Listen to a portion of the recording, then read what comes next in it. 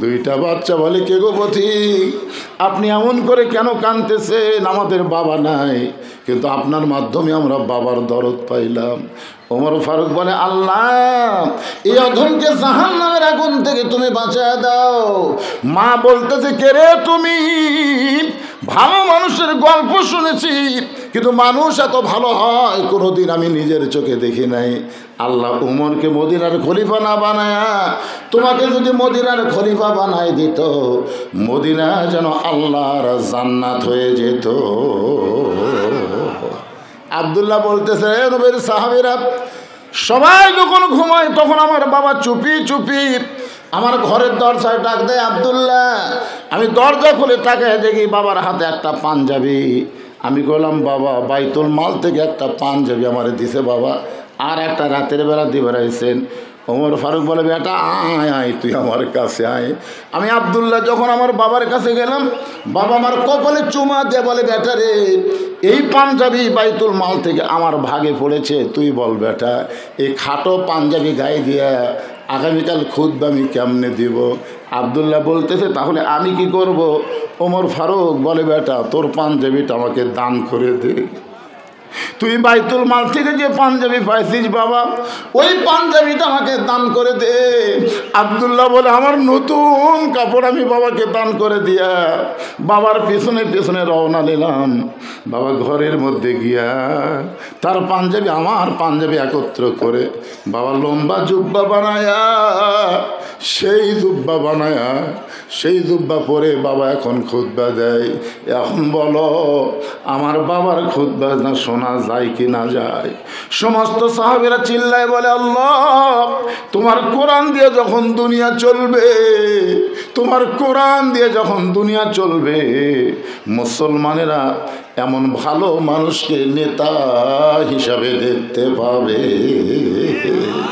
তাহলে ভালো নেতা দেখবার গেলে আল্লাহর কোরআনের দরকার আছে না না? ধরে করে আছে না নাই? ভালো কর্মী যদি আপনারা দেখতে চান, তাহলে আল্লাহর কোরআন লাগবে। রাসূল বলেছেন, মান সাআলাল্লাহু তাআলা আশ-শাহাদাতা বিসিদিকিন বাল্লাগাহুল্লাহু মানাজিলাশ শুহাদা ওয়া ইম্মাতা আলা ফিরাশিহি, রাওয়াহুল বুখারী কিতাবুল মাগাজি। আল্লাহর কোরআন বাংলাদেশে কোরআনের আইন চলবে, কোরআনের দল যারা করবে, আর মনে মনে যদি নিয়ত করে প্রয়োজন হলো আল্লাহর কোরআন বাংলাদেশে চালু করার জন্যে শাহাদতের পিয়ালা পান করব, দরকার হলে বাতিলের বিরুদ্ধে যুদ্ধ করে নিজের জীবন দেব, এই নিয়তে কেউ যদি কোরআনের আন্দোলন করে, ওই মাতা আলা ফেরাসিহি, আল্লাহ রাসূল বলেছেন, সে যদি নিজের বিছনায়ও মৃত্যুবরণ করে, বাল্লাগাহুল্লাহু মানাজিলাশ শুহাদা, হাসরের ময়দানে আল্লাহ তাকে শহীদদের কাতারে দাঁড় করায়া দিবে। তাহলে কোরআনের বিজয়ের জন্যে কোরআনের সৈনিক হওয়ার দরকার আছে না নাই? কারা কারা কোরআনের সৈনিক হবেন? দুই হাত তুলে আমার আল্লাহকে একটু দেখান। লিল্লাহে তাকবীর, টান টান করে দেখেন, লিল্লাহে তাকবীর। কি রে ভাই, কোরআনের ওয়াজ শুনবো আবু জেহেলের মতন, আবার কোরআনের বিরুদ্ধে আইন মতো চলবো? সবচাইতে ভালো শ্রোতা আবু জেহেল, জানেন? আবু বকর, উমর, ওসমান, আলী এরা সামনে বসে শুনেছে, আর আবু জেহেল, আরে ওর বসার জায়গা হয়নি রে, ওই বসার চান্স আছে, ওই বাইরে থেকে খালি কান খাড়া করে শুনছে। শোনার দিক দিয়ে কিন্তু এক নম্বর। আমরাও বাংলাদেশে কোরআনের ওয়াজ শোনার দিক দিয়ে কয় নম্বর?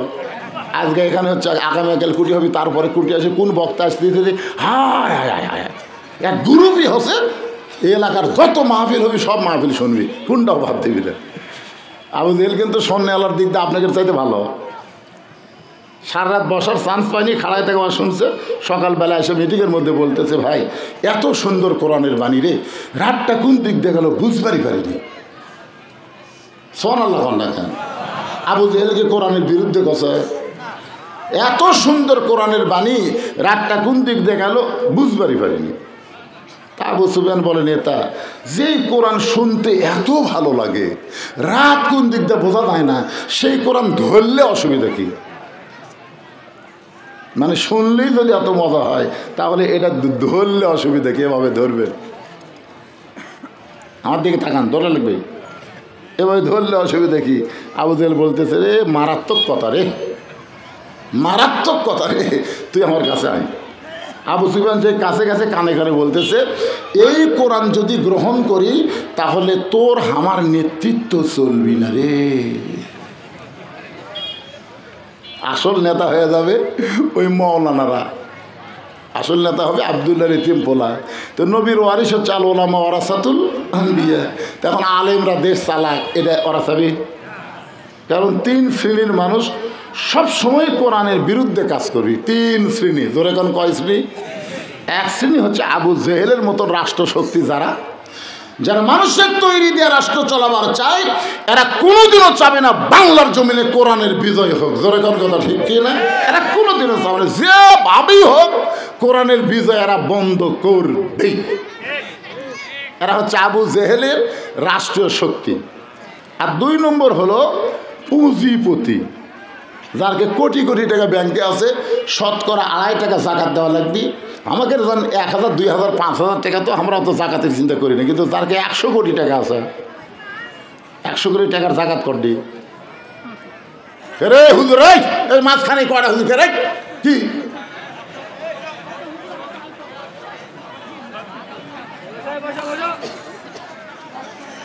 একবারে সব কয়টা উঠছে কি? কারণ কি? মনে করেন 100 কোটি টাকা যার আছে, তার 2.5 কোটি টাকা জাকাত দেওয়া লাগবে। জোরে কোন কথা ঠিক কিনা? যার 1000 কোটি আছে, আয় আয় রে, চিন্তা করছেন? ওরা চিন্তা করবে আমরা শতকরা সুদ চাই। এই জাকাত ভিত্তিক কোরআনের রাজনীতি আমরা চাই না রে। এই পুঁজিপতিরা কোরআনের বিজয়কে বন্ধ করার চেষ্টা করবে। জোরে কোন কথা ঠিক কিনা? আর এক দল হচ্ছে যারা ধর্মলিয়া ব্যবসা করে। ধর্মলিয়া ব্যবসা করার দল বোঝেন না? আমার দয়াল বাবার দরবারেতে কেউ ফিরে না খালি হাতে। আপনার বলেন তো এরা কোনোদিন চাবে যে আল্লাহর কোরআন দিয়ে বাংলাদেশ চলুক? কারণ কোরআন দিয়ে যদি বাংলাদেশ চলে, একটা ভণ্ডামি বাংলাদেশে চলবে না। সমস্ত ভণ্ড মাজার ভাঙ্গা মসজিদ বানানো হবে। জোরে কোন কথা ঠিক কথা বলে? আল্লাহর কোরআন দিয়ে যখন রাষ্ট্র চলবে, তখন একজন কর্মী কেমন হবে? এতক্ষণ পর্যন্ত আমি একজন নেতার কথা বললাম, কর্মী কেমন হবে? আজকে আমি কোনো পুরুষ কর্মীর কথা বলবো না, একজন নারী কর্মীর কথা আপনাদের সামনে বলি। কারণ আমার মা বোনেরা পর্দার অন্তরালে আছে না নাই? মা যদি ভালো হয়, আমার কাছে বলে হুজুর খালি কান্দে, হুজুর খালি কান্দে, একটু দোয়া পড়ে দেন তো। আমি সূরা ফাতিহা 3 বার পড়ে ফুঁক দিলাম, কান্দেন থামে না। কিছুদিন পরে বলতেছে হুজুর আপনি দোয়া পড়ার পর থেকে কান্নারও বাড়িছে, তো একটু পানি পড়া দেন তো। বিশ্বাস করেন, আয়াতুল কুরসি সূরা ইয়াসিনের 7 আয়াত পড়ে ফুঁক দিলাম, ওই পানি খিলানোর পরে আরও কান্দে। পরে ওর মা একদিন আমাকে বলতেছে হুজুর এগুলা দোয়া দরুদের খাওয়া নেই, মানে দোয়া দরুদ আর চলবি না। আমি চিন্তা করলাম কে রে, দোয়া দরুদ চলবি না? কয়েক মাস পরে দেখা হয়ে বললাম মা খবর কি? বলে আর কান্দে না হুজুর, আর কান্দে না। তো কোন দোয়ায় কাম হলো? কেন দোয়া লাগেনি তো, ওর বাপ একটা মোবাইল কিনে দিছে, যখনই কান্দে তখনই চালু করে দেই, হুজুর আমার এই বাবু মোবাইল ছাড়া ভাত খায় না হুজুর। আমি বললাম মা তাহলে সত্যি করে খাও তো যে আমার দোয়া দিয়ে দরুদ দিয়ে তোমার সন্তানের কান্না থামলো না, মোবাইল দিয়ে কান্না থামলো, এই সন্তান কি নর্মালে না সিজার করা? তখন আমাকে বলতে হুজুর এটা কেন? আরে বলো না কেন, তোমার সন্তান কি নর্মালে হচ্ছে না পেট কাটা হচ্ছে? তখন হুজুর সিজার করা। হুজুর আমি সিজার করে দেখাই তো, দোয়া দরুদ কুলাবি না। আমরা স্টেজের উপরে যতগুলো লোক বসে আছি, যে কয়জন আমরা বসে আছি, একটাও সিজার করা লয়, একটাও নয়। কারণ যখন আমাদের জন্ম হওয়ার কথা আমরা ঠিক সেই টাইমে দুনিয়াতে আইছি। জোরে কোন কথা ঠিক কিনা? আর এই সিজার করাগুলো শুধু মায়েরা অধৈর্য হওয়ার কারণে। অধৈর্য মায়েরা তো জানে না যে তার পায়ের তলে সন্তানের জান্নাত। জোরে কোন ঠিক কিনা? আপনারা বলেন তো, বাপের পায়ের তলে সন্তানের জান্নাত, তো বাপের পায়ের তলে নাই, মায়ের পায়ের তলে কেন দিল? কি জন্যে? আমার মায়ের একটু শোনেন। বাবা আনন্দে মাতিয়া সাগরে ভাসাইয়া সেই যে চইলা যায় খবর লয় না, মাজন ধরিয়ায় দরে কতই কষ্ট করে, 10 মাস পরে পায় প্রসবের বেদনা, এমন দরদি ভবে কেউ হবে না আমার মা গো। একটা পরেশগার মেয়ে কোনোদিনও চাবে না যে আমি পেট কেটে বাচ্চা বার করবো, কোনোদিনও বলবে না। কারণ বাংলাদেশে অধিকাংশ সিজারকারী ডাক্তার হলো মরদ মানুষ। যেরকম কী মানুষ, কথা কন না কেন ভাই, কী মানুষ? তো মরদ মানুষ। আপনার বইয়ের পেট লাড়িয়া চাড়িয়া ইনকার পেটাকে লাড়িনি, ঠোকা দেবে, ঠোকা দিয়া তারপরে পেট কাটবি। তা আপনি কি চাচ্ছেন যে একটা পর পুরুষ আপনার বইয়ের পেট লাড়ুক? পেট লাড়িয়া কাটিয়া দেখে বাচ্চার ঘুমই ভাঙেনি। কারণ 2 দিন পরে ওই নর্মালে এমনি দুনিয়াতে আসবে, কিন্তু শুধুমাত্র ডাক্তারের টাকার লোভ আর এই মায়ের অধৈর্য, এই মায়ের অধৈর্য আর ডাক্তারের টাকার লোভ, এই দুটার কারণে পেট কাটা দেখে বাচ্চার ঘুমই ভাঙেনি। তখন বড় ডাক্তারকে বলে পেট তো কাটলাম স্যার, কিন্তু ঘুম যে ভাঙলো না। ভাই পাগলা, 2 দিন পরে আর ঘুম ভাঙবি, 2 দিন পর। তুই যে টাকার লোভে আগে কাটলু, 2 দিন পর তুই এমনি হবি, আমি টাকা কেমনি পাবো? তো এখন তাহলে কী করা যাবে?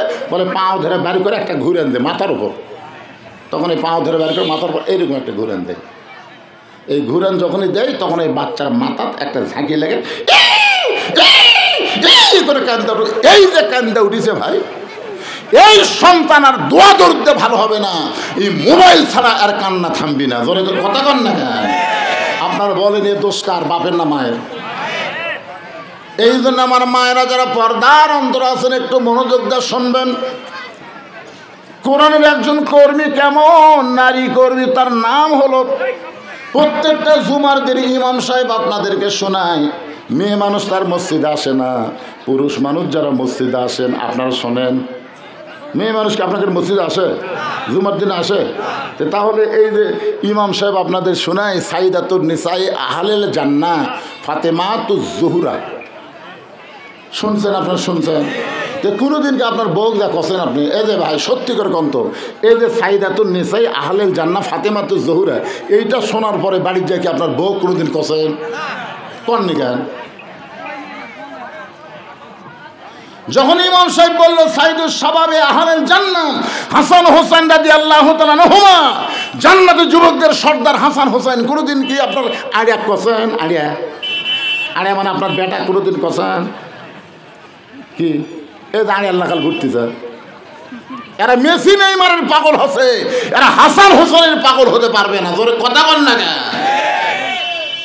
যুবক খালি কোরআনের মাহফিল করলে হবে না, বাস্তবে আল্লাহর কোরআনকে নিজের জীবনের সাথে সেট করা লাগবে। জোরে কোন কথা ঠিক কি না?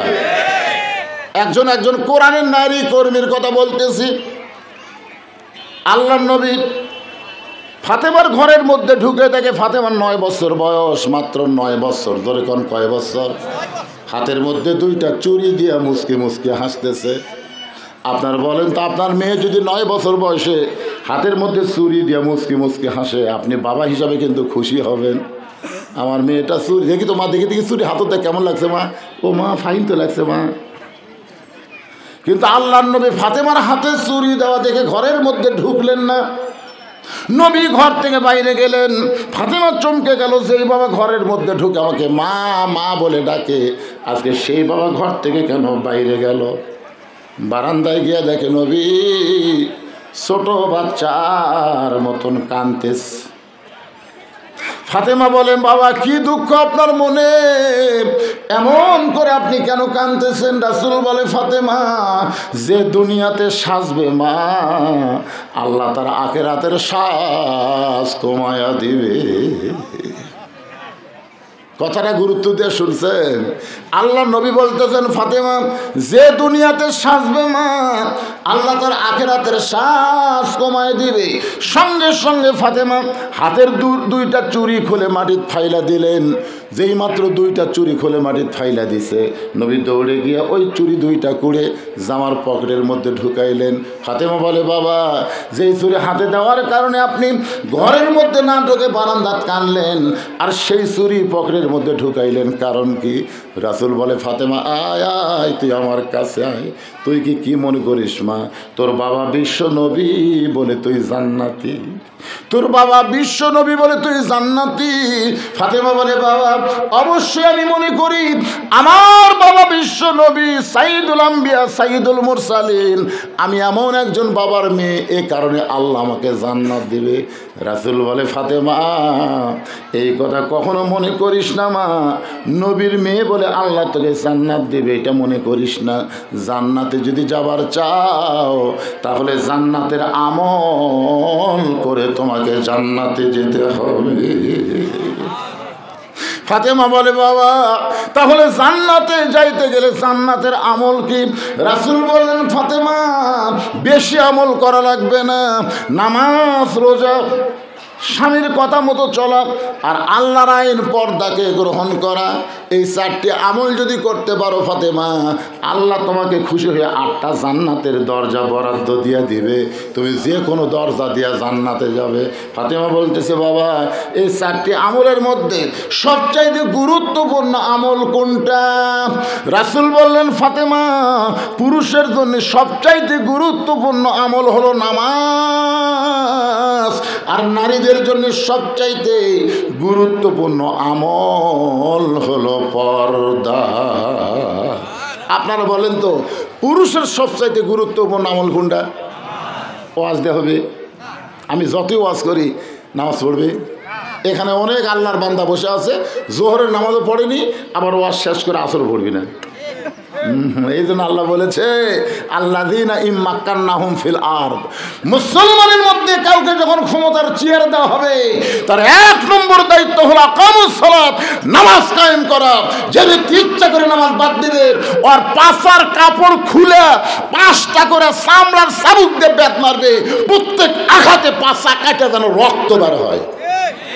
5টা করে যদি বাড়ি মারে, আপনি কত কয় ওয়াক্ত বাদ দেবেন? প্রতি ওয়াক্ত 5টা করে মারে, 2টা বাদ দিলে 10টা। আইরে এই পাছা তো লাল, ওই যে গোপালগঞ্জের পাছা লাল, ধরে কোন কি লাল? বাসত বলতেছে, ভাই সিট ফাঁকা আছে, বসেন ভাই। আমার বাড়ি গোপালগঞ্জ ভাই, বসেন ভাই। কি রে, পাছা লাল করে দিছে। যেদিন আল্লাহর কোরআনটা বাংলাদেশ চলবে সেদিন থেকে বেনামাজির পাছা লাল, জোরে কোন কি লাল? কথা কোন কি লাল? ওয়াজ দিয়ে কোনোদিন নামাজ হবে না।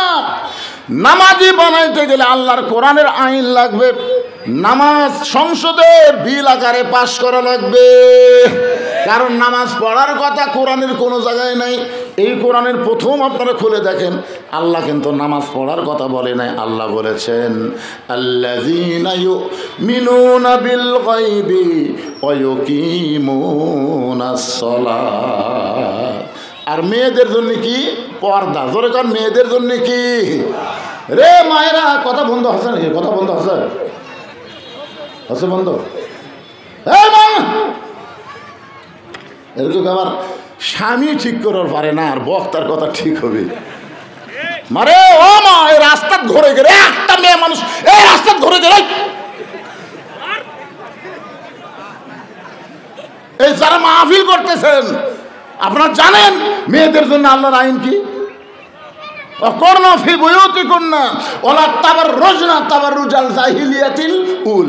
মেয়েরা ঘরের মধ্যে থাকো, ঘরের বাহির হবার পারবে না। যদি ঘরের বাহির হও, ঘরের পরিবেশ নিয়ে বার হওয়া লাগবে। কি লে ঘুরতে যা দেখছো, মরদ মানুষ ঠেলেতে চলে যাচ্ছে।